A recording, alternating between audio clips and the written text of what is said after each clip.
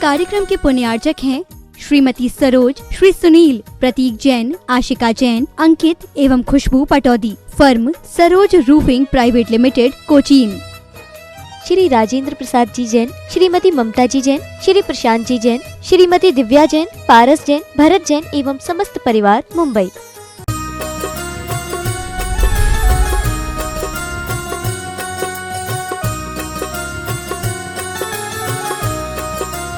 जय बोलिए देवाधिदेव खजाराट श्री आदिनाथ भगवान की जय जय जय।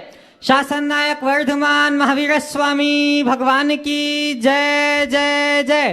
परम पूज्य प्रातः स्मरणीय संत शिरोमणि आचार्य भगवान श्री विद्यासागर जी महाराज की जय जय जय। परम पूज्य गुणायतन प्रणेता प्रखर वक्ता भावना योग प्रवर्तक गुरुवर श्री प्रमाण सागर जी महाराज की जय जय जय। समस्त मुनि संघ की जय जय जय। शंका समाधान के आज के इस सत्र में आप सभी का हार्दिक अभिनंदन। इससे पूर्व कि हम आज के इस सत्र को प्रारंभ करें, चलते हैं पूज्य गुरुदेव के चरणों में, होते हैं विनीत इस भाव से कि हम भी गा सकें सहजता सकारात्मकता के अपने जीवन में गीत। सभी लोग हाथ जोड़ेंगे, मस्तक झुकाएंगे और मेरे साथ बोलेंगे, हे गुरुदेव नमोस्तु नमोस्तु नमोस्तु। बंधुओं, जैसा कि आप सभी को विदित है कि परम पूज्य गुरुदेव के बढ़त कदम निरंतर बड़े बाबा कुंडलपुर की अतिशायनी छाप की ओर बढ़ रहे हैं और आज बढ़ते बढ़ते उमरिया जिला पाली में पूज्य गुरुदेव का आगमन हुआ है और यहीं रात्रि प्रवास होने जा रहा है। आज के प्रथम प्रश्न के लिए मैं आवाज दे रहा हूँ पिंकी जी जैन जयपुर से और आपके बाद तैयार रहेंगे ईशेष जैन पाली से। नमोस्तु महाराज जी, नमोस्तु। इच्छामी महाराज जी, इच्छामी। आज कल मैं अमरकंटक गई थी महाराज जी, तो वहाँ पे आज मैं नर्मदा मंदिर गई थी, तो वहाँ महाराज वैष्णवों का मंदिर है, वहाँ जाना चाहिए या नहीं जाना चाहिए और कैसे भाव रखने चाहिए? वो जब गए थे तो जहाँ जैसे भाव वैसा करना चाहिए। चलो आगे बढ़ो। नमोस्तु। ईशेष जी अपना प्रश्न प्रस्तुत करेंगे और आपके बाद तैयार रहेंगे प्रमोद जी कक्का कटनी से। नमोस्तु महाराज जी। महाराज जी, मेरा प्रश्न ये है कि जैसे मैं फैशन डिज़ाइनिंग करता हूँ तो उसमें नए नए ट्रेंड के हिसाब से मैं नए नए तरीके के कपड़े पहनता हूँ, तो कुछ लोग उस पर कमेंट पास करते हैं, तो क्या महाराज जी इसमें मुझे सेल्फ डाउट आना चाहिए कि मैं गलत हूँ या फिर लोगों की सोच गलत है? महाराज जी इस पर देखो, जब तुम्हारा काम है तो अपने प्रोफेशन के अनुसार तो तुमको काम करना ही पड़ेगा। अगर लोगों की बातों में आओगे तो तुम्हारा धंधा ही चौपट हो जाएगा, इसलिए इन सब बातों में बिल्कुल दिमाग नहीं लगाना चाहिए। जी महाराज जी, नमस्ते महाराज। प्रमोद जी कक्का और आपके बाद तैयार रहेंगे अरहन जी बिट्टू कटनी से। गुरुदेव के चरणों में सकल दिगंबर जैन समाज कटनी का अनंत कोटि नमोस्तु, शास्त्री परिवार का अनंत कोटि नमोस्तु। गुरुदेव, सुंदरता सस्ती है, चरित्र महंगा है। घड़ी सस्ती है, समय महंगा है। पर्याय सस्ती है, जीवन महंगा है। रास्ता सस्ता है लेकिन निभाना महंगा है। ज्ञान सस्ता है पर सम्यक ज्ञान महंगा है। हम ऐसा कौन सा प्रयास करें कि ये महंगी लगने वाली चीज़ें स्थिति सरल होकर हमें भी प्राप्त हो सके? देखिए, जो चीज़ें महंगी लग रही है वो हमें अपने आप सरल हो जाएगी जब हम ये सस्ते महंगे के चक्कर से ऊपर उठ जाएंगे। लोग जब तक सस्ती चीज़ों को मूल्य देने लगेंगे तब तक मूल्यवान का मूल्य नहीं आ सकता। आपने जिन्हें महंगा कहा है, मैं तो उन्हें अमूल्य कहता हूँ, लेकिन हम सबके जीवन की एक विडंबना है कि हम अमूल्य का मूल्य नहीं समझते। जिस दिन हम उस अमूल्य तत्व का मूल्य आंकने लगेंगे, हमारे जीवन की दिशा बदल जाएगी और हमें वही करना। नमोस्तु गुरु। अरिहन जी बिट्टू और आपके बाद तैयार रहेंगे विजय जैन विश्व कटनी से। महाराज श्री के चरणों में 3 बार नमोस्तु नमोस्तु नमोस्तु। छुल्लक महाराज जी के चरणों में इच्छामी। महाराज श्री, आजकल आपस में सोच न मिलने के कारण लोगों में मतभेद बढ़ता जा रहा है, जिसके परिणाम स्वरूप रिश्ते कमज़ोर होते जा रहे हैं। तो महाराज श्री, मेरा सवाल आपसे ये है कि हम ऐसा क्या करें कि रिश्ते की डोर दिन पर दिन मजबूत होते जाए? कृपया मार्गदर्शन कीजिए। देखिए, रिश्ते की डोर मजबूत करने के लिए हमें 2 बातों का विशेष ध्यान रखने की भी ज़रूरत है। पहली बात, एक दूसरे की भावनाओं को समझने का और भावनाओं का ख्याल रखने का। यदि व्यक्ति भावनाओं की कद्र सीख ले तो रिश्तों में खिंचाव नहीं आती। दूसरी बात, आत्मीयता और परस्परता के मूल्य को आत्मसात कर ले तो रिश्ते कभी खराब नहीं होते। मनुष्य के जीवन में इन्हीं दो बातों का घोर अभाव हो रहा है, जिससे हर व्यक्ति केंद्रित होता जा रहा है और ऐसी वृत्ति के कारण सारे रिश्ते तार तार हैं। नमोस्तु महाराज। विजय जैन विश्व और आपके बाद तैयार रहेंगे सुधीश जी जैन कटनी से गुणायतन ट्रस्टी। नमोस्तु भगवत भजन सागर परिवार और विश्व परिवार की ओर से बारंबार नमोस्तु नमोस्तु नमोस्तु। आपके सामने तो प्रश्न कुछ रहते ही नहीं है, आपने इतना दिया है कि पूछने की कुछ हिम्मत नहीं पड़ती है, सब आपका दिया हुआ है। गुरुदेव, बहुत मन विचलित रहता है। 3 प्रतिमा गुरुदेव से ली थी और 7 प्रतिमा लेने के भाव उन्हीं से थे, मगर परिस्थितियां ऐसी बनी कि उनके पास नहीं जा पाया हूँ। और जो 3 प्रतिमा है महाराज जी, कुछ परिस्थितियां हमारी घर की ऐसी होने के कारण पूरी तरह से हम नहीं वो कर पा रहे हैं, और बगैर 7 प्रतिमा लेने के भाव बहुत हो रहे हैं। उसके लिए क्या करना चाहिए महाराज जी? कुछ नहीं करो, पहला काम तो 3 प्रतिमा को ठीक से पहले पालो, परिस्थितियों के अनुरूप अपनी दृढ़ता को बढ़ाते हुए। और अब 7 नहीं, सीधे 11 प्रतिमा का लक्ष्य रखो, जिससे जीवन को आगे बढ़ाओ। नमोस्तु महाराज जी, नमोस्तु। सुधीश जी जैन कटनी से और आपके बाद तैयार रहेंगे भजन सागर भी पूछेंगे, बोलिए। गुरुदेव, अपने भक्तों पर इतनी दया करो, अपनी दया का हाथ मेरे शीश पे धरो। गुरुदेव, अपने भक्तों पर इतनी दया करो। ओम, हाँ बोलिए। सुधीश जी जैन अपना प्रश्न प्रस्तुत करेंगे और आपके बाद तैयार रहेंगे शरद जी सरावगी गुणायतन संस्थापक सदस्य कटनी से। नमोस्तु महाराज जी, नमोस्तु। मेरा और मेरे परिवार की ओर से महाराज जी आपके चरणों में नमोस्तु। महाराज जी, कहा जाता है कि पराधीन सपने हूँ सुख नहीं, पर हम बात बात पे पराश्रित हो जाते हैं। महाराज जी, स्वाश्रित जीवन जीने के लिए हमें क्या करना चाहिए, कृपया कर मार्गदर्शन दें। देखिए, स्वाश्रित जीवन जीने के लिए हमें स्वावलंबन का पाठ पढ़ना चाहिए। अपने कार्य को प्रारंभ से ही खुद करने का अभ्यास रखना चाहिए। पर मुखापेक्षिता की वृत्ति से बचना चाहिए और हर पल एक बात अपने मन में बिठा लेना चाहिए कि मुझे जो कुछ करना है अपने दम पर करना है और अपना काम स्वयं करना है। तो परमुखापेक्षिता जैसे घटेगी, पराधीनता अपने आप कम हो जाएगी। नमोस्तु महाराज, नमोस्तु। शरद जी सराव की पूरी बिहार टीम के साथ और आपके बाद तैयार रहेंगे तापस जी। गुरु जी, समस्त संघ पदयात्रियों की आपको नमोस्तु नमोस्तु। गुरु जी, आज मेरा क्वेश्चन ये है कि सर्वोत्तम से क्या अभिप्राय होता है? सर्वोत्तम से अभिप्राय धन से होता है, पद से होता है, कि उम्र से होता है, या किसी ज्ञान से जाना जाता है? उसके मेरे को मार्गदर्शन दें। जिसकी दृष्टि में जो उसका ध्येय है वही उसका सर्वोत्तम होगा। जिनके लिए धन ही सब कुछ है, वो धन के चरम को सर्वोत्तम समझेगा। जिनके लिए यश है वो यश को चाहेगा। जिनके लिए आयु है वो आयु को चाहेगा। जिसको जो है उसके लिए वो सर्वोत्तम है। पर मुझसे पूछो कि सर्वोत्तम इस जीवन में क्या है, तो जीवन का कल्याण सर्वोत्तम है। अल्टीमेट क्या है उसे समझो, उसकी तरफ दृष्टि रखो, ताकि ये जीवन की सारी आपाधापी समाप्त हो सके। नमोस्तु गुरुदेव। तापस जी अपना प्रश्न प्रस्तुत करेंगे और आपके बाद तैयार रहेंगे गोल्डी जी रीवा से। गुरु जी के चरणों में नमस्तु। छुल्ले महाराज जी को इच्छा में महाराज जी, आपके एक कोटेशन लिखा हुआ था कि पैसा बहुत कुछ है पर सब कुछ नहीं। तो गुरु जी, पैसा बहुत कुछ है, इसके लिए व्यक्ति जो है पैसा के पीछे भागते हैं। तो गुरु जी, मेरा शंका ये है कि सब कुछ पाने का सही रास्ता क्या है? जो बहुत कुछ है उसको छोड़ो, तब सब कुछ पाओगे। बहुत अच्छी बात, समझ गए। मैं बिल्कुल दोहरा रहा हूँ, पैसा बहुत कुछ हो सकता है पर सब कुछ नहीं। पैसा जीवन का निर्वाह का साधन है, साधने। जीवन में पैसे की उतनी ही भूमिका है जितने की नाव के संतरण के लिए पानी के प्रवाह का। लेकिन इस बात को सदैव स्मरण में रखना चाहिए कि पानी नाव के नीचे होनी चाहिए, पानी नाव के भीतर नहीं।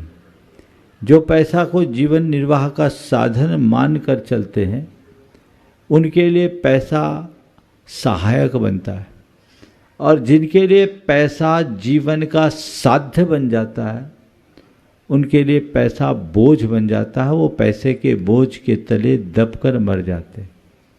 आपने पूछा है सब कुछ पाने के लिए क्या हो, तो सब कुछ क्या है? सब कुछ का मतलब जिसको पा लेने के बाद कुछ की चाह ना रहे वो सब कुछ है।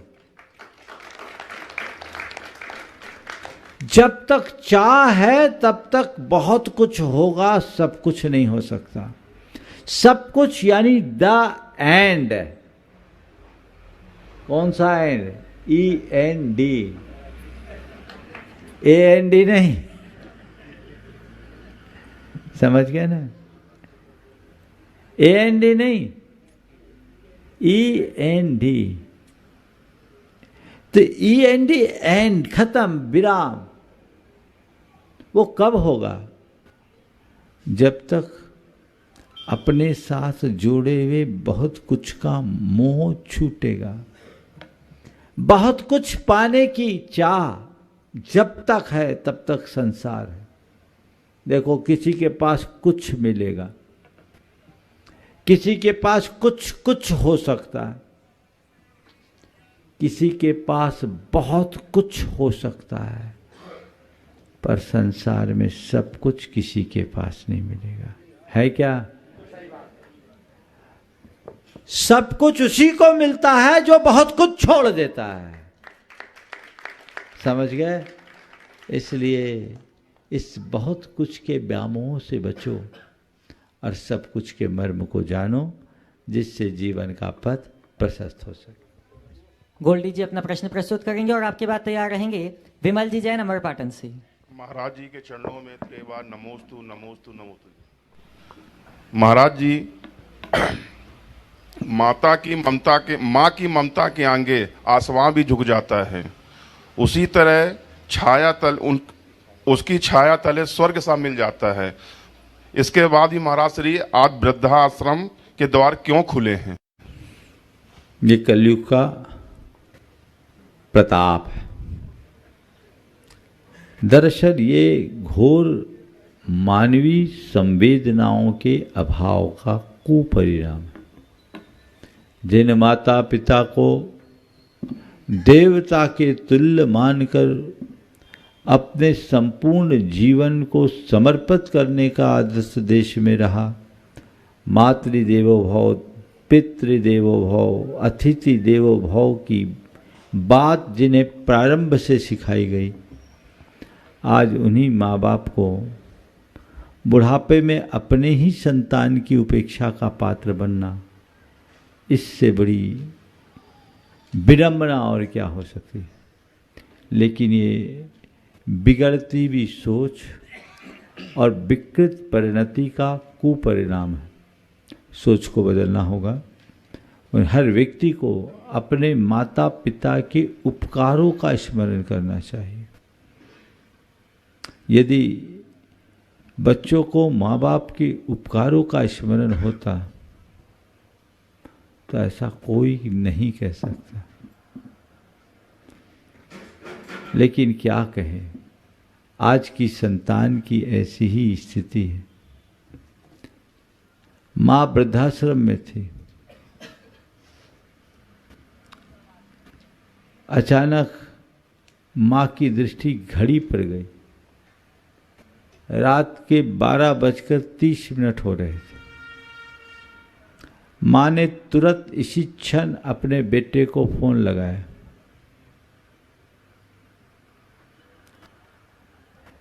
बेटे ने फोन उठाया, बेरुखी से कहा, क्या बात है, इतनी रात में नींद क्यों डिस्टर्ब कर दी?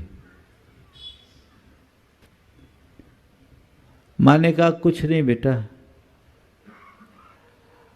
आज अचानक कैलेंडर पर ध्यान गया तो आज तेरा जन्मदिन है। आज से 30 बरस पहले मैंने तेरे को जन्म दिया था। मैंने सोचा आज जन्मदिन है, तेरे को जन्मदिन का आशीर्वाद दे दूं। ये नौटंकी करने की अभी क्या जरूरत थी, ये तो कल भी हो सकता था। तूने मेरी नींद खराब कर दी। माँ ने कहा, बेटा माँ की ममता को इतने हल्के में मत ले। मैंने तेरे को फ़ोन करके डिस्टर्ब किया, इसके लिए मैं तुमसे क्षमा मांगती हूँ। तेरी नींद खराब हुई, पर आज से 30 बरस पहले जब ठीक इसी समय मैंने तुझे जन्म दिया था ना, तो मेरी पूरी रात खराब हुई थी। और मैं सोचती हूँ कि काश तू ये समझता, अगर आज की पढ़ी लिखी माताओं की तरह मैंने तुझे पेट से ही परलोक पहुंचा दिया होता तो तेरा क्या होता। सोचने की बात है। काश लोग इन चीज़ों को समझे और अपने जीवन की दिशा को सुनिश्चित करें। विमल जी जैन अमर पाटन से, और आपके बाद तैयार रहेंगे सुरेंद्र जी जैन पाली से। मेरा तथा मेरे परिवार की ओर से त्योहार नमोस्तु। महाराज जी, अपने बघेल खंडी में एक कहावत है कि नेकी कर कुआं में डाल।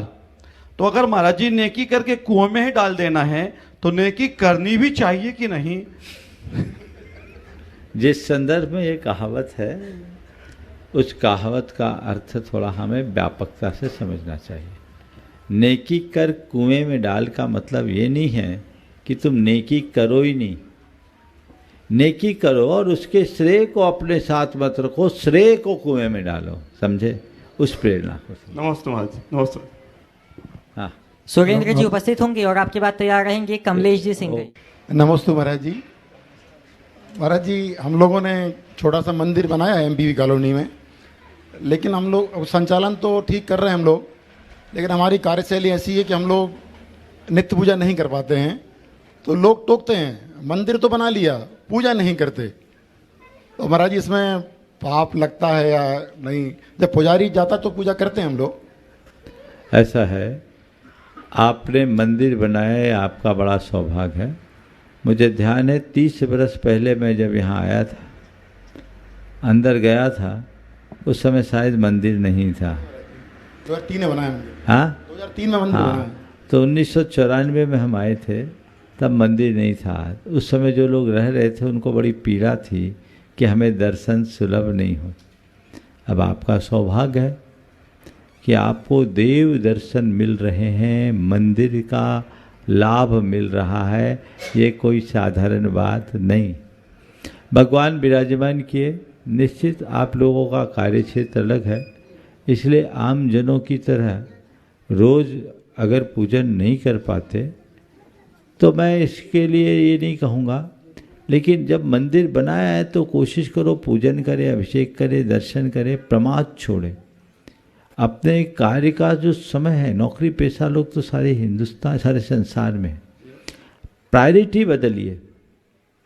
आप लोगों में से कोई भी अपने ऑफिस में 9-10 बजे के पहले तो नहीं जाते होंगे।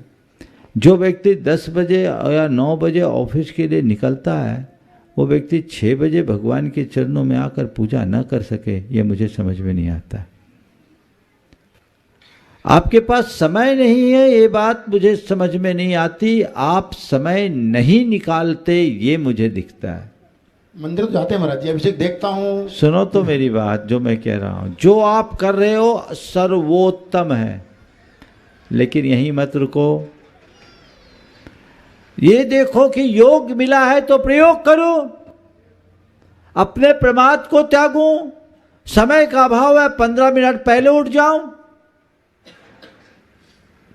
किया जा सकता है, ये श्रावक का कर्तव्य है, करो। मजबूरी में न कर पाना क्षम्य है, प्रमादवश न करना अपराध।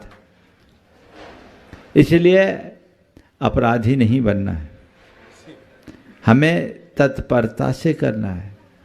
और जिनको अति व्यस्तता है, ईमानदारी की, बेईमानी की नहीं, क्योंकि आज के समय में लोगों की कहानी यह है कि रत्ती भर काम नहीं है, क्षण भर की फुर्सत नहीं है।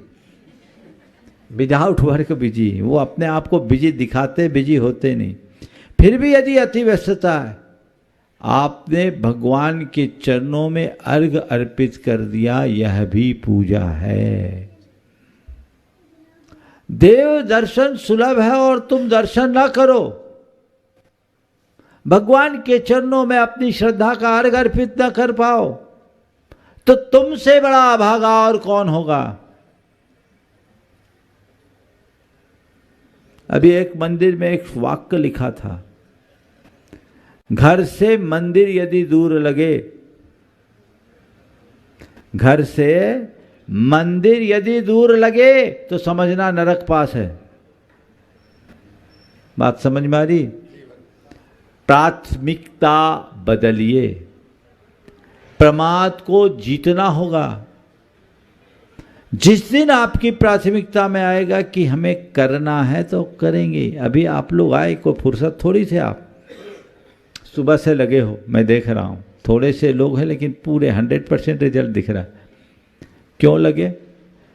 श्रद्धा तो बढ़ रही है। आज कोई काम आपके पास नहीं था क्या? है महाराज जी, काम तो 100 काम छोड़ के आए, क्योंकि महाराज आए हैं, मुझे महाराज के पास जाना, लाभ लेना, ये मेरी प्राथमिकता थी। हो सकता है इक्का दुक्का, या तो उनकी व्यस्तता होगी या उनकी प्राथमिकता नहीं होगी, तो फुर्सत होकर के भी नहीं आएंगे। तो इसी तरह जिस दिन आप अपनी प्राथमिकता सुनिश्चित कर लोगे, रास्ता खुल जाएगा। चलिए, नमस्ते महाराज जी। कमलेश कुमार जी सिंघई पाली से, और आपकी बात तैयार रहेंगे अपूर्वा जी जैन पाली से। महाराज जी नमोस्तु नमोस्तु नमोस्तु। 6 जीव द्रव्यों में पहला द्रव्य जीव द्रव्य है, और 7 तत्वों में पहला तत्व जीव तत्व है। ये एक दूसरे के पर्यायवाची हैं या इनमें कोई अंतर है इनके स्वरूप में? देखिए, जीव द्रव्य और जीव तत्व में अंतर है। जीव द्रव्य अनंत है, जीव तत्व एक है। जैसे मनुष्य अनेक हैं और मनुष्यत्व एक है। तत्व सार का नाम है, भाव का नाम है, समझ गए? इसलिए श्रद्धान तत्व का किया जाता है। अपूर्वा जी अपना प्रश्न प्रस्तुत करेंगी, और आपकी बात तैयार रहेंगी क्षमा जैन। नमोस्तु महाराज श्री, नमोस्तु नमोस्तु नमोस्तु। सब पाली वाले हैं? जी महाराज। चलिए, बहुत सुंदर। महाराज जी, माँ को एक बच्चे के लिए प्रथम शिक्षिका कहा गया है, तो हम अपने बच्चों को कैसे शिक्षा दें कि जिस तरह मिट्टी में गिर कर भी सोने के सिक्के की चमक खत्म नहीं होती, उस तरह हमारे बच्चे कभी कुसंगति में चले भी जाए तो उनकी जो परवरिश है और उनके जो संस्कार है वो कभी बच्चों के हृदय में 4 बातें जगाए। वो बातों से ही नहीं, अपने व्यवहार से। सबसे पहली, पाप से डर, भीति। दूसरी बात, संवेदनशीलता। तीसरी बात, कुल का गौरव। समझ गए? क्या है कुल का गौरव, ये उन्हें समझा। और चौथी बात, उन्हें शिष्टाचार और विनय। ये चारों बातें बच्चों के हृदय में घोंट घोंट के भर दो, वो कहीं नहीं बिगड़ेंगे। यह पर उसके लिए हमें खुद को भी वैसा आदर्श प्रस्तुत करना हो। क्षमा जी उपस्थित होंगी, और आपकी बात तैयार रहेंगी सरिता जैन पाली से। नमोस्तु महाराज जी, नमोस्तु। इच्छामि महाराज जी, इच्छामि। महाराज जी, 13 दिन जैन धर्म में, मतलब जैन धर्म में या सनातन धर्म में कोई खतानो 13 ही दिन क्यों रखे गए हैं? 12 दिन रखे हैं, 13 दिन। 13 दिन शुद्धि होती है, 13वें दिन शुद्धि होती है। आप पूछ रहे हैं 12 दिन क्यों होते? तो देखो, 12 राशियां हैं, उन सब राशियों का चक्कर खत्म हो जाए, उसके प्रतीक स्वरूप 12 दिन निकाल दो। 13वें दिन अपना काम शुरू करो और जीवन को आगे बढ़ाओ। ये बात।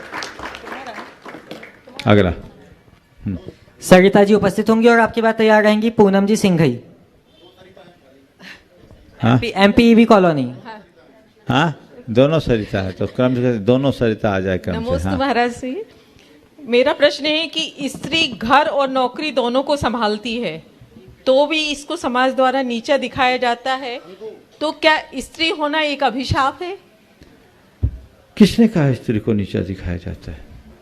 घर नौकरी सब में देखती हूँ। आप लोगों का ऐसा अनुभव होगा, एहसास होगा। लेकिन हमारे देश में तो स्त्री को सबसे ज़्यादा मान दिया जाता है। पहले माँ बोलते हैं, फिर पिता बोलते हैं, माता पिता बोलते हैं, बाप माँ नहीं बोलते हैं, माँ बाप बोलते हैं। समझ गए? माँ एक स्त्री को मिला संबोधन है जो मान का पहला अक्षर है। सीताराम बोला जाता है, राधे श्याम बोला जाता है, स्त्री कहाँ पीछे? तो बार-बार मुझे ऐसा लगता है हाँ। कि आज की स्त्रियां अपने आप को एक स्त्री के रूप में अच्छा महसूस नहीं करती, इसलिए वो पुरुष बनना चाहती है। और जब वो पुरुष बनने की होड़ में लगती है और वहाँ तक नहीं पहुँच पाती, तो उनको ऐसा लगता है कि जैसे हमारे साथ कुछ कमतर किया जा रहा है। वो इन्फीरिटी का अनुभव करती, जबकि हर स्त्री के हृदय में इस बात की गर्वानुभूति होनी चाहिए कि एक स्त्री के पास जो नैसर्गिक गुण है पुरुष उसे कभी नहीं पा सकता। स्त्री को दो कुल का दीपक कहा गया, पुरुष तो एक ही कुल का दीपक होता है। ये सौभाग्य आपको मिला है, तो अपने स्त्रीत्व में गौरवान्वित होइए, नार्योचित कर्तव्यों का पालन कीजिए, जिससे जीवन को बेहतर बनाया जा सके और अच्छा हो। काम काजी होना बुरा नहीं है और घर की व्यवस्था दोहरी जिम्मेदारी है, लेकिन इसका आनंद अनुभव में ले, ये मानकर कि ये मेरा दायित्व है, ये मेरा कर्तव्य है। नमस्ते महाराज श्री। महाराज जी के चरणों में सत सत नमन। नमोस्तु महाराज जी। मैं आपसे एक प्रश्न पूछना चाहती हूँ।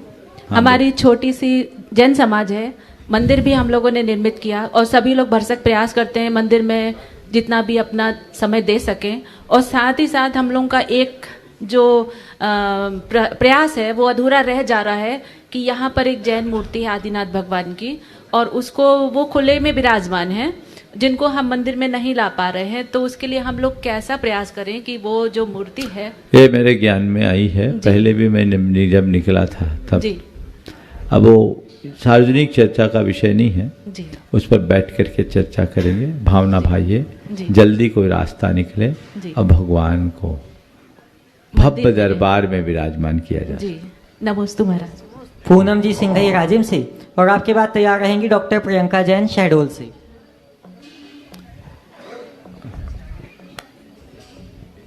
नमोस्तु महाराज जी, पूरी राजिम समाज की ओर से नमोस्तु। मंचासीन सभी छुल्लक महाराज जियों के चरणों में क्षामी। महाराज जी, जिस प्रकार कमल कीचड़ में रहते हुए भी खिला हुआ होता है, उसी प्रकार मनुष्य विपरीत विषम परिस्थिति में रहता हुआ अपने मानस स्थिति को क्यों डाउन हो जाता है? मतलब वो भी किस प्रकार कमल की तरह खिला हुआ रहे हमेशा? कमल इसलिए खिला रहता है कि वो अपनी नाल से जुड़ा रहता है, और मनुष्य है वो नाल को छोड़ देता है। जो मनुष्य अपने उसूलों और सिद्धांतों से बंधा रहता है, वो कैसी भी आपद विपत आए हमेशा खिला रहता है, और जो उससे भटक जाता है वो सब अनुकूलता में भी पस्त हो जाता है। डॉक्टर प्रियंका जी जैन शहडोल से, और आपके बाद तैयार रहेंगे गुणायतन के संस्थापक सदस्य विनय जी जैन चिरमिरी से। डॉक्टर प्रियंका जी जैन शहडोल से। नहीं, चलो हाँ बोलिए। नमोस्तु महाराज जी, नमोस्तु महाराज जी, नमोस्तु महाराज जी। महाराज जी, फिलहाल तो मैं 50-60 साल से ऐसा सुनते आ रहा हूँ, मतलब 50 नहीं 40 साल से, लेकिन ये आज़ादी काल से चला आ रहा है। मनुष्य जाने के बाद अपने आप को स्वर्गीय लिखता है, तो सभी तो स्वर्गीय नहीं होते होंगे, तो ये मीठा सत्य है या सफ़ेद? ये भारतीय संस्कृति की विशेषता है कि दुख में संवेदना देनी चाहिए। तो मर गया, लोग दुखी हैं, व्यथित हैं, आंसू बहा रहे हैं, तो ठाड़स बंधाने के लिए कहते सदगति में ही गया होगा, इसलिए उसका नाम स्वर्गीय रख दिया, ताकि लोगों को लगे कि चलो गया तो अच्छे ठिकाने लगा, और उनका डर निकल जाए, कोई भूत मूत बन करके सिर में पेरे नहीं, ये चला गया स्वर्गीय। इसलिए एक व्यवस्था बना दी, कोई मरे पूरी जिंदगी नरक जैसा जिए पर नाम उसका स्वर्गीय रखे।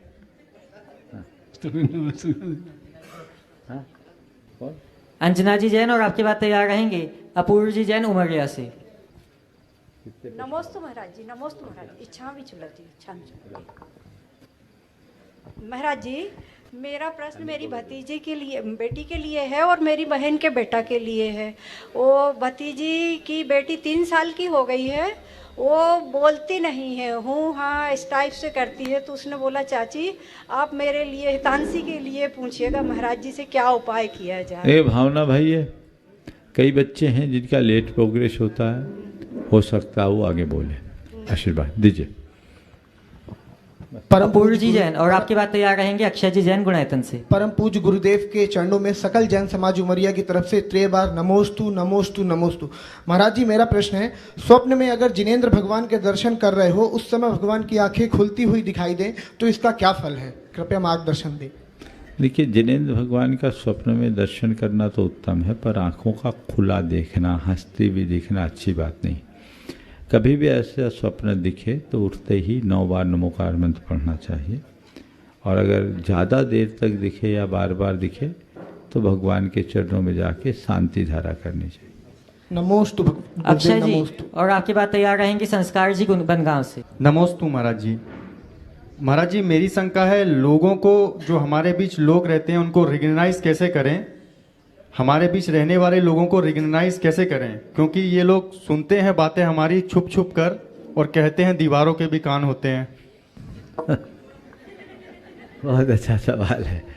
लोगों को, साथ रहने वाले लोगों को रिकग्नाइज कैसे करें, क्योंकि ये सुनते हैं बातों को छिप छिप कर और कहते हैं दीवारों के भी कान होते हैं।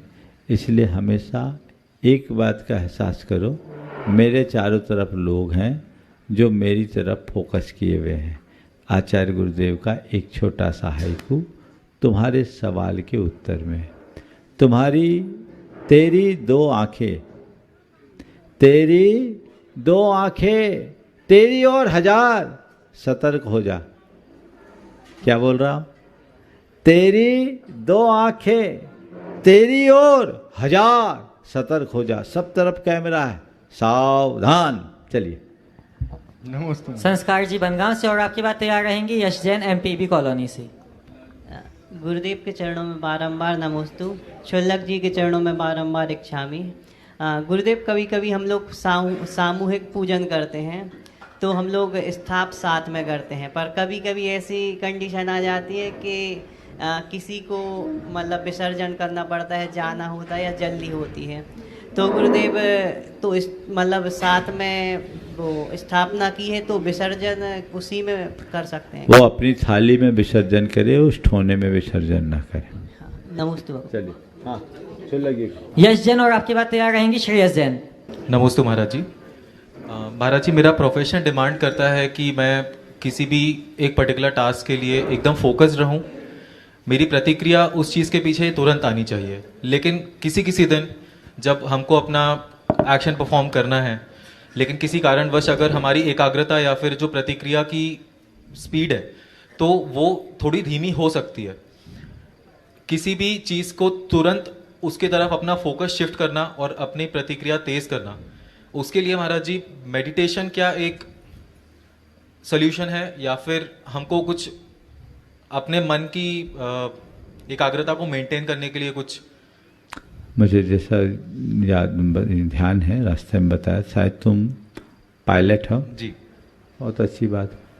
विमान उड़ाना है तो इसकी तो ट्रेनिंग भी मिली होगी, तो इस ट्रेनिंग के अनुरूप करो।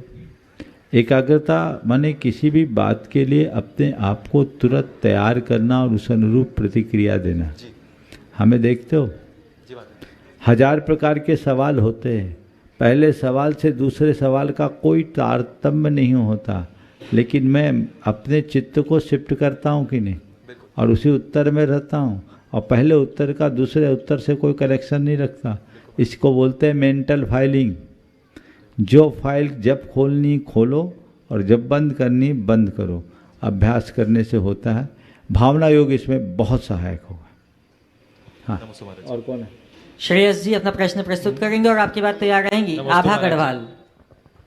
महाराज जी लड़का तो नहीं बोल पा रहा है। ये देवसा गुरु पूजन में जयमाला पढ़ते हैं।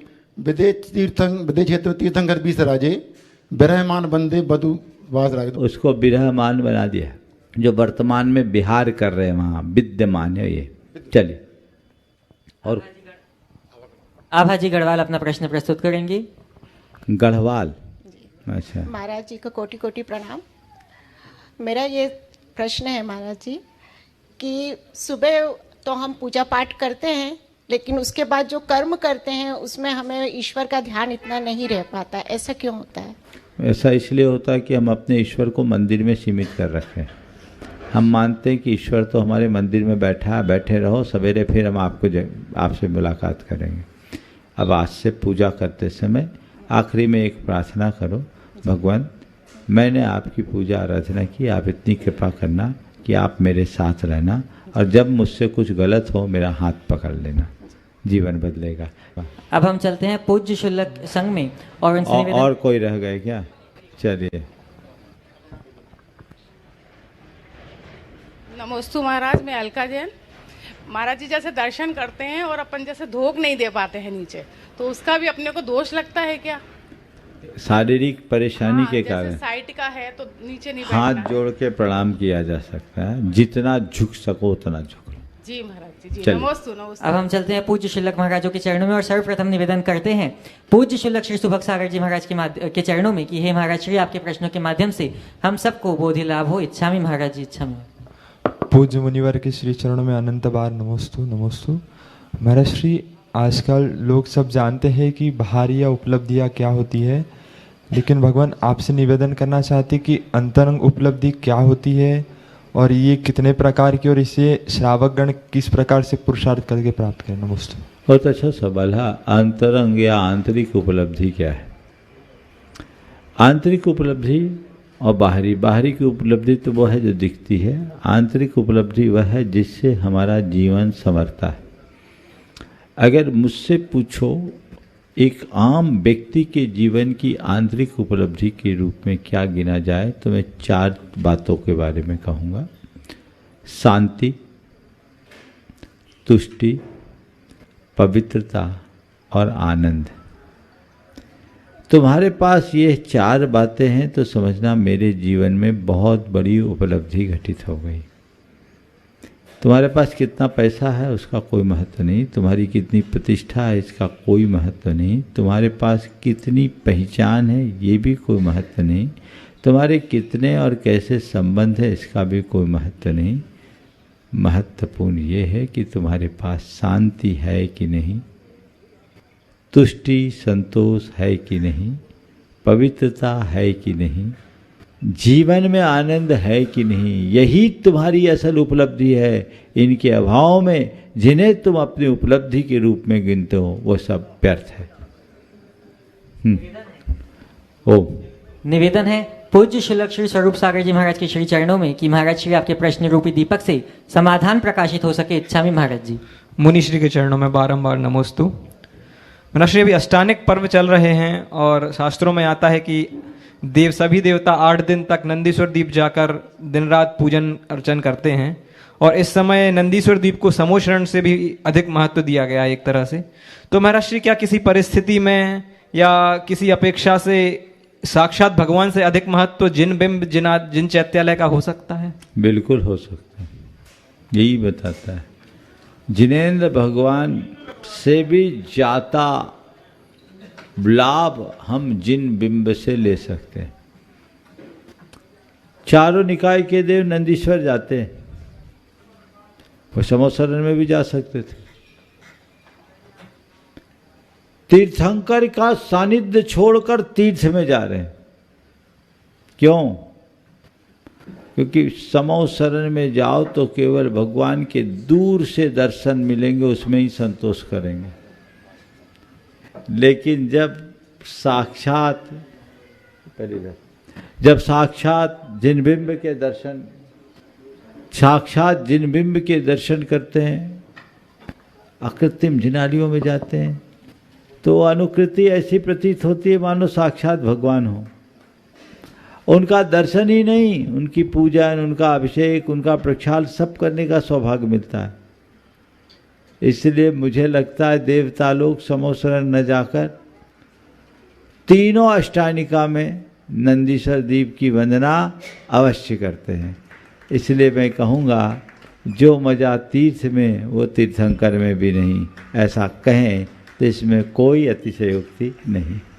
निवेदन है पूज्य श्री लक्ष्मी चिद्रूप सागर जी महाराज के श्री चरणों में कि आपके प्रश्न के माध्यम से हम सबको दिशाबोध प्राप्त हो। इच्छामि महाराज जी। पूज्य मनीश्री के चरणों में बारंबार नमोस्तु। महाराज जी, अष्टानिक पर्व में एक नैमित्तिक कथा प्रचलित है श्रीपाल और मैना सुंदरी की। उसमें श्रीपाल को 700 व्यक्तियों के साथ कोढ़ हुआ और फिर अष्टानिक पर्व के बाद उनको उस रोग से मुक्ति मिली। तो महाराज जी, ऐसा उनका पाप कर्म का उदय था कि एक साथ हुआ और एक साथ उनका समाप्ति हुआ? और ग्रस्त जीवन में ऐसे कौन से कार्यों से, सामूहिक कार्य जिनसे सामूहिक पुण्य होता है और सामूहिक पाप में से बचने चाहिए? नमस्ते। देखिए, श्रीपाल चरित्र पढ़ते हैं, श्रीपाल चरित्र पढ़ते हैं तो श्रीपाल चरित्र में हमें पुण्य पाप का खेल स्पष्ट दिखता है। श्रीपाल के जीवन को देखे तो श्रीपाल ने मुनियों को कोढ़ी कहा था और उसके साथ उसके 700 साथी थे। उन सब ने मिलकर मुनियों का मजाक उड़ाया, उन्हें कोढ़ी और भांड कहा। एक राजकुमार होने के बाद भी उसे भांड निरूपित किया गया और उसे कोढ़ प्रकट हुआ। ये पाप का परिपाक था। श्रीपाल के चरित्र को आप पढ़िएगा तो देखिएगा कि जब जब उसने पाप किया उसका पाप का प्रकोप पक कर आया, लेकिन उसके जीवन की विशेषता थी कि उसे तुरंत एहसास हुआ, उसने अपने पापों का प्रायश्चित किया तो पुण्य उसका साथ दे दिया और वो बच भी गया। वो भाड़ कहलाया और अचानक उसकी वास्तविकता प्रकट हुई, वापस राज पा गया। उसे कोढ़ हुआ पर मैना सुंदरी जैसी एक पतिव्रता स्त्री उसे मिल गई, बहुत बड़े साम्राज्य का धनी हुआ और कोढ़ को के बाद भी वो कामदेव जैसा बन गया। ये पुण्य पाप का खेल है। प्रत्येक व्यक्ति को श्रीपाल चरित्र एक बार जरूर पढ़ना चाहिए, जीवन का मर्म बोध होगा।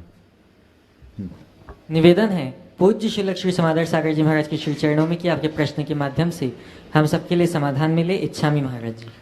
महाराज से नमोस्तु नमोस्तु नमोस्तु। महाराज जी, द्रव्य 6 होते हैं, लेकिन जीव द्रव्य जो है जिसमें ज्ञान है, लेकिन वो अपने रूप जो कार्य होते हैं उनको वो नहीं कर पाता अच्छे से। लेकिन जो 5 द्रव्य हैं वो जड़ हैं, तो वो अपने कार्यों को अच्छे से करते हैं। धर्म द्रव्य को देख लो, पुद्गल को देख लो, आकाश को देख लो।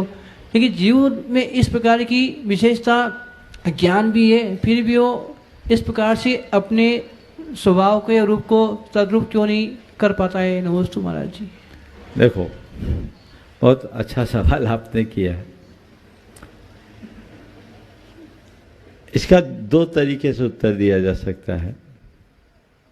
पहला उत्तर मैं व्यवहारिक रूप में देता हूँ और दूसरा उत्तर सैद्धांतिक रूप में दूंगा। व्यवहारिक दृष्टि से देखा जाए तो ज्ञान ही सारा उत्पात मचाता है। जिसके पास ज्ञान होता है ना, वो ज़्यादा उछल कूद करता है, जिसके पास ज़्यादा ज्ञान नहीं होता वो बहुत ठंडा होता। गुरुदेव ने बहुत अच्छी बात लिखी है, ज्ञान दुख का मूल है, ज्ञान ही भव का कूल, राग सहित प्रतिकूल है, राग रहित अनुकूल।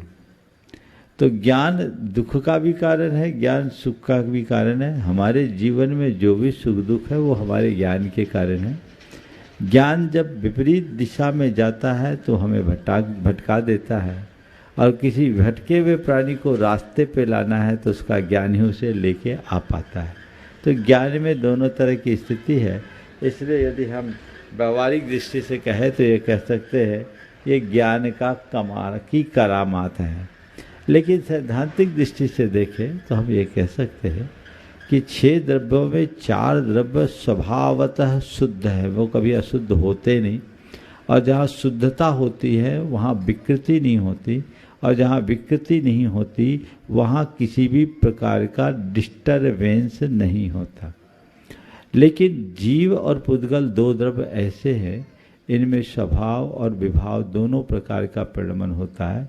ये शुद्ध भी होते हैं, अशुद्ध भी होते हैं। जहाँ अशुद्धि है वहाँ विकृति है। पुद्गल भी खेल बिगाड़ता है। जो अशुद्ध पुद्गल है वो भी स्वभाव से विभाव की ओर जाकर विकृतियाँ उत्पन्न करता है, और संसारी जीव अशुद्ध है, वो अशुद्ध जीव भी उत्पात मचाता है। तो ये अशुद्धि विकृति का परिणाम है। अशुद्धि का परिणाम विकृति है, अशुद्धि विकृति का कारण है, ऐसा समझना चाहिए। तो जितनी अशुद्धि होगी उतनी विकृति होगी। अब हम सभी चलते हैं पूज्य श्री श्री आदर्श सागर जी महाराज के चरणों में और निवेदन करते हैं कि हे महाराज श्री ऑनलाइन प्रश्नों के माध्यम से आदर्श सागर जी पूछ ले अपना सवाल। चलिए ऑनलाइन प्रश्नों के माध्यम से हम सबका जीवन ऑनलाइन आ सके, इच्छा में महाराज जी। महाराज जी, पहला प्रश्न अशोक गांधी जी अहमदाबाद से कर रहे हैं। चलिए, बहुत दिन बाद ऑनलाइन नंबर आया। हाँ महाराज जी, आज के जमाने में सुख का मतलब सिर्फ इतना ही है कि आप डॉक्टर और वकील को न ढूंढें और पुलिस आपको न ढूंढे। महाराज जी, हम ऐसा क्या करें कि यह तीनों लोग हमसे दूर रहे? सुखी होने का मतलब डॉक्टर और वकील को न ढूंढे, पुलिस आपको न ढूंढे। अच्छी बात है, ये भी एक नज़रिया है। हालांकि नीतिकारों ने सुखी मनुष्य की एक और अच्छी परिभाषा दी है, वो परिभाषा मैं बता देता हूँ, और इस परिभाषा को आत्मसात कर ले तो डॉक्टर और वकील के चक्कर में जाने के बाद भी आप सुखी कहला सकोगे। वो क्या है? सुखेन स्वपति सुखेन जागृति स सुखी। जो सुख से सोता है और सुख से जागता है वो सुखी है। यानी जिसको सोने के लिए नींद की गोलियां न खानी पड़े और उठने के लिए अलार्म न लगाना पड़े, वो सुखी। ये भी एक धारणा बनाई जा सकती है। चलिए, प्रमोद पापड़ीवाल जी जयपुर से प्रश्न कर रहे हैं। महाराज जी, चूहा अक्सर पिंजरे में इसलिए फंसता है क्योंकि वह समझ ही नहीं पाता कि पिंजरे में रखी रोटी उसे मुफ्त में क्यों दी जा रही है। इसी प्रकार आजकल के युवा मुफ्त में मिले क्रेडिट कार्ड से अनावश्यक शॉपिंग करके क्रेडिट कार्ड के माया जाल में फंस जाते हैं। मेरा प्रश्न यह है कि मुफ्त में मिली चीज़ों से हम कैसे सावधान रहें? बिल्कुल, चूहे का उदाहरण बहुत सुंदर है। मुफ्त की चीज़ें ऐसी ही होती और व्यक्ति को इससे सावधान तो होना ही चाहिए, नहीं तो बहुत समस्याएं हैं। और आज इस तरह के जो प्रवृत्तियां बढ़ गई है, इनके कारण व्यक्ति अनावश्यक तनाव का भी शिकार हो रहा है, और इन्हीं वजहों से आत्महत्या जैसी घटनाएं भी बढ़ रही हैं। व्यक्ति को हमेशा अपने जेब को देखकर काम करना चाहिए। बढ़ते हुए उपभोक्तावादी प्रवृत्ति के कारण जो एक प्रकार का कंज्यूमरिज्म है, यही है जो व्यक्ति को उकसाता है चीज़ों को लेने के लिए। हर चीज़ के लिए आप तरह तरह के विज्ञापन देखते हैं, आवश्यकता न होने पर भी आप उसे खरीद लेते हैं, और जेब में पैसा ना हो तो क्रेडिट कार्ड तो आपके पास है ही। तो ये आपको एक प्रकार से पूरी तरह से जकड़ने की प्रवृत्ति है। पर क्या बताएं, आजकल तो हर आदमी का जीवन ही क्रेडिट में। हमने तो सुना आजकल बच्चा पैदा करने के लिए भी लोन मिलता है, ऐसा हमने सुना है। डॉक्टर ने एक आदमी से कहा कि भैया तुम्हारा स्वास्थ्य ठीक नहीं है, थोड़ा लोन में टहला करो, तो उसने कहा मेरा तो पूरा परिवार ही लोन पे चलता है। तब क्या करेंगे? ये जो प्रवृत्ति है उधारी की, ये अच्छी नहीं है, और हमें ऐसी प्रवृत्तियों को हतोत्साहित करना चाहिए। तनु जैन गाजियाबाद से भावना योग से संबंधित प्रश्न कर रही हैं। मेरा बेटा 8 वर्ष का है, मगर उसका ना तो वेट बढ़ रहा है और ना ही हाइट। खाने में रुचि नहीं है, हर किसी से झगड़ा करता है और बहुत चिड़चिड़ा हो गया है। मेरा प्रश्न यह है कि भावना योग से उसमें इम्प्रूवमेंट दिखेगा क्या? कृपया समझ। अगर वो बच्चा भावना योग करे तो मुझे लगता है जरूर उसके स्वभाव में बदलाव आएगा और उसका स्वास्थ्य पर भी प्रभाव पड़ेगा। तो उस बच्चे को ढंग से मोटिवेट कीजिए। 8 साल का बच्चा भावना योग कर सकता है और उसे कराने की कोशिश कीजिए। नवीन जैन सिलसिले से प्रश्न कर रहे हैं। गुरुदेव, कुछ जानवर अपने मालिक की मार खाकर भी अपनी वफादारी नहीं भुलाते। इंसान का प्यार पाकर वफादारी क्यों भूल जाते हैं? एक बार किसी ने कुत्ते को आदमी कह दिया।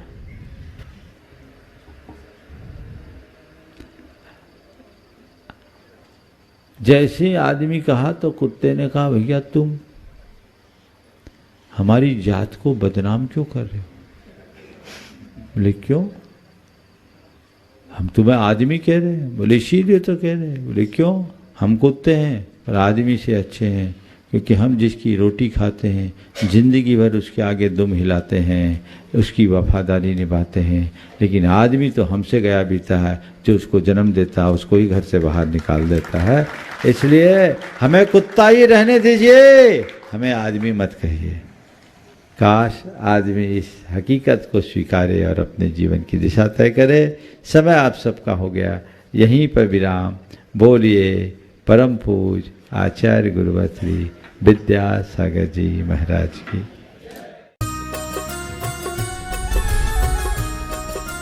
इस कार्यक्रम के पुण्यार्चक थे श्रीमती सरोज, श्री सुनील, प्रतीक जैन, आशिका जैन, अंकित एवं Khushboo Pataudi. Firm Saroj roofing private limited, Cochin. Shri Rajendra Prasad ji Jain, Shrimati Mamta ji Jain, Shri Prashant ji Jain, Shrimati Divya Jain, Paras Jain, Bharat Jain एवं समस्त परिवार, मुंबई।